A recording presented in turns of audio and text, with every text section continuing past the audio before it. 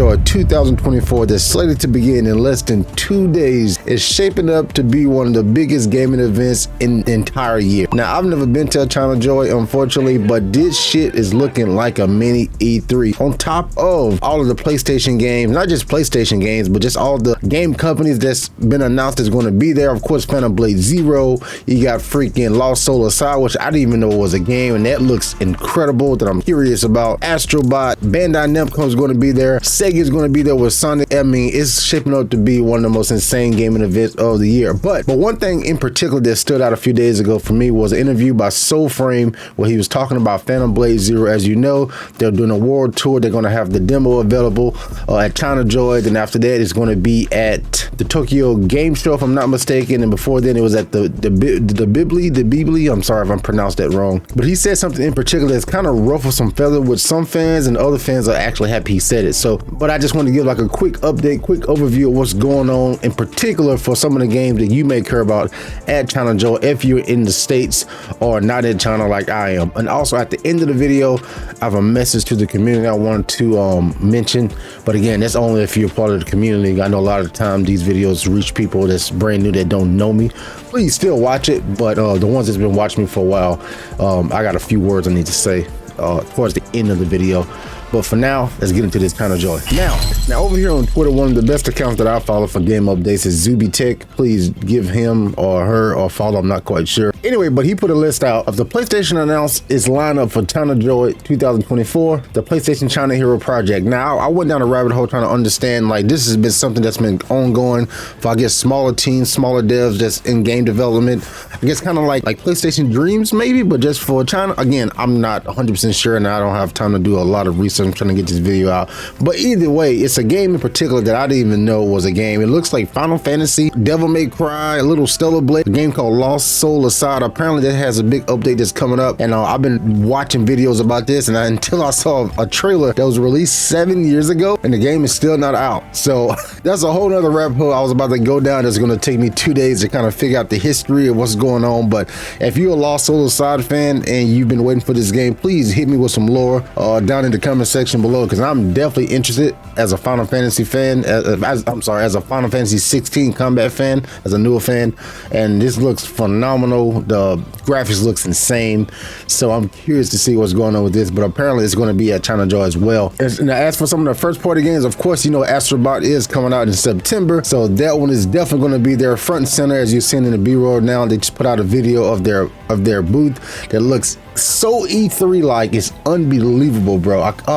I wish I was there. But then Helldivers 2, who just made a big announcement yesterday showing that they have a gigantic update, the first big update in my opinion. You know, skin updates here and there, but this is the first big content update with new game modes, new difficulties, new missions. I'm so excited as someone who fell off from Helldivers 2 after playing probably like 50 hours in like a week and a half or something like that. So I'm glad to see that it's getting new content, new weapons overhaul, because the last time I played Helldivers 2 in particular, I was playing like on the easier modes, and the enemies hit so hard I didn't feel like my weapons was doing any damage. Of course, I went to Reddit and some of the Twitter posts and YouTube posts, and apparently I'm not alone in that, so hopefully they give us some buffs to the weapons. I was going to do an individual video on that, but I know they have some Helldivers 2 channels that cover that shit in way more in depth than I do, but that will be there as well. Horizon Forbidden West, I'm not quite sure what they're going to be showing there. Probably, you know what, the Horizon Lego game, that's probably what that's going to be.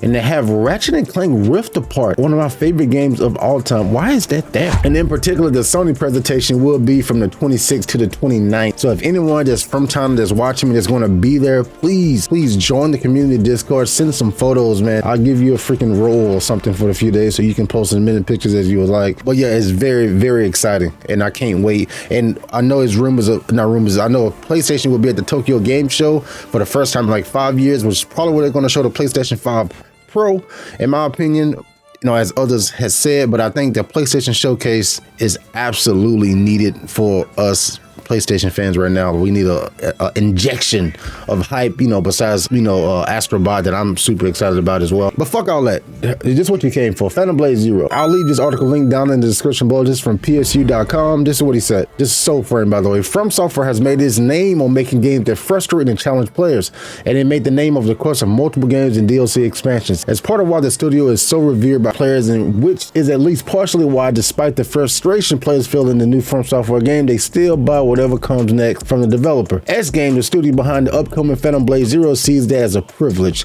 that it doesn't have as a brand new studio. To be clear, Phantom Blade Zero isn't a Soulslike, a point that the S Game has insisted on ahead of its release schedule for sometime this year. There's not a chance this game come out this year. Stop the cap. S Game purposely wasn't making a Soulslike, and game director at S Game, who goes by Soulframe, said in a recent interview, I love Soulframe, by the way, he's so freaking blunt. We want our players to enjoy the pure combat, story, the world, that's the point. Soulframe went further to say, as a new studio, I don't think we have the privilege of From Software to make you frustrated while you're playing it. Rather, keeping it accessible to everyone so that everyone can enjoy it. Difficulty has been a hot topic in game discourse for as long as anything else, one that was stirred up recently from Software's latest release, Shadow of the Erdtree. Of course, everyone was saying that the game was too hard, which is insane to me because that's the purpose of the fucking game. Now, this came with a lot of different opinions and thoughts on the online interwebs. Phantom Blade Zero's game director says the team doesn't have the From Software approach to frustration. Shut the fuck up. Just say you don't know how to make a difficulty fun.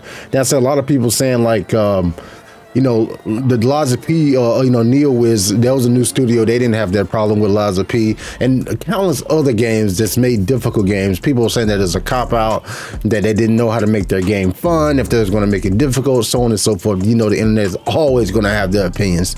So here's mine. As a person who hated Soulslike less than 2 years ago, then I fell in love with Soulslike here within this last, you know, 6 months or so. I remember when Elden Ring first came out, and it looked so interesting and fun, but I didn't want to deal with the difficulty, and I was trying to figure out any way that I can play that game on easy, just so I can experience the story, experience the game. And I've heard other people say this as well too.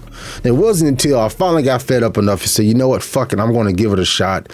Watch some guys on YouTube, and it was the best decision of my life. I mean, changed my gaming process completely. But again, a lot of people don't have that time, don't have that patience, don't have that willpower. They just want to play the game. So I can see why making a game, and especially right now with a lot of people are suffering from Souls-like burnout, because every new game that's come out now is like a Souls-like, you get just, you know, with the hack and slash. I get why people are frustrated with it as well, but I don't think Soulframe saying that they don't have the privilege of From Software to make a difficult game, I don't think that justified, because if that's the case, nobody would have the privilege. You know, Lords of the Fallen or and No Chill the Last Song, or a countless amount of other Souls-like game that's released this last 2 years, you know, nobody would ever play it. So I don't really agree with that comment, but you know, I can understand their perspective on that, you know, to say the least. But that's my take on it. I want to know what you think on it. That's basically all the updates we have for Phantom Blade Zero until China Joy. I would imagine they're going to be doing some more interviews in the next coming days whenever they're back over there playing the game. And of course, make sure you like and subscribe, so I'll be the one to give you the updates first as fast as I can. So yeah. And so lastly, I wanted to say this is for my Freak Party community. I was doing like a synopsis. Well, let me take a step back. Yesterday, of course, with the entire Assassin's Creed shit, with Ubisoft coming out and apologizing to the Japanese fans, blah blah blah blah blah. It is so fucking toxic right now over that game, you know, with the Black Samurai and this and that. I mean, so many people so mad at my fucking video yesterday, and I stand on that when I say fuck them. But not just that video, but my last, I don't know, 10 to 15 videos, I'm starting to see a trend of me becoming overwhelmingly negative, just because that's what gets clicks. When I pour my heart and soul to some of these videos and I'm talking about games that I love, Elden Ring, that's a masterpiece, and this game is this, and all those videos I truly love, and like I'm making people smile, but those don't get as many clicks and views, and they don't get that much engagement because negativity sells and all this other bullshit sells. When I start looking at guys like Dreamcast Guy and like RGT and all the guys that make these talking head commentary videos, and more so, you know, being negative or clickbaiting the drama, Then I was like, you know what, fuck it, I'm gonna start doing that, you know, even though, and so I'm starting to become what I fucking hate. And as a YouTuber who looked up to like Corey Kenshin and like Hollow and fucking even what's that guy named Luke Stevens just make these well thought out video essays, and like Nakey Jakey, you know, going back to looking at my last, I don't know, videos from the last 2 or 3 months, that's what I was doing, making video essays, whether they get 1,000 views or fucking 300 views, that's what I was making. And I think because that's what I truly enjoy, that's what I'm gonna go back to do. Even though I've been doing like these update videos like this, and one of my closest friends on YouTube does that. Nine, he's a PlayStation YouTuber. One of my other YouTube buddies, Sadat the Gamer, that's what he does as well too. So I feel like, I don't know, I feel like my boys are already doing this shit, you know what I'm saying? Like, and I feel like I have my own lane. This is all me, by the way. I hadn't talked to Nine, I hadn't talked to Sadat about this, even though we give each other advice, but I just feel like I'm not really having fun. I'm literally getting ready to crash out. So I think I'm gonna take a step back, go back to my fucking playthroughs that I was doing, that so many found me about my reactions. I'll give my thoughts here and there if something is completely hot, but I think I'm just go back to what I'm doing, man, because my spirit, my energy has been all off, bro. Has been all off, and it's all because this negative fucking gaming shit that happens every single day that sucks you in. Pause. No Diddy. You know what I'm saying? No Diddy. So I think I'm gonna go back to that, because that's when I, even though I wasn't happy with the views and the engagement, you know, from the work and the amount of time I put in for my craft for y'all, and for myself, but I think I feel more pure by doing it that way versus being on a thumbnail like Dreamcast got. Oh my God, Sony fucking sucks, you know, and because I mean, I don't make no fucking money on this channel. I mean, I don't need fucking nothing from this YouTube channel as for monetization wise. I mean, I'm good. You know, I got my own business in real life. This is not about money or views on this shit. It's literally about the vibe, about the feeling, about making someone feel good. And I don't think I've been making people feel good lately. And most importantly, not myself. So if you watched to the end of the video, and I didn't want to make a separate video about this because I wanted to give you some value, about giving you some updates about some games that you may be interested in. So yeah, I'm gonna do that. I'm going to see Deadpool and Wolverine, man. I've been rewatching X-Men, so I'm going to do that. I'll probably do like a Deadpool Wolverine vlog, because I have like a fan event at my movie theaters. That's gonna be hype. But yeah, man, look forward to some more positive shit the next few weeks, man, because that's what I truly want to do. And yeah, I think that's what a lot of you want to see as well. So anyway, if you watched to this part, I love you. There's nowhere you can hide, Spartan. Put as much distance between you and the truth as you want. It changes nothing. Pretend to be everything you are not. Teacher, husband, father. But there is one unavoidable truth you will never escape. You cannot change. You will always be a monster. I know.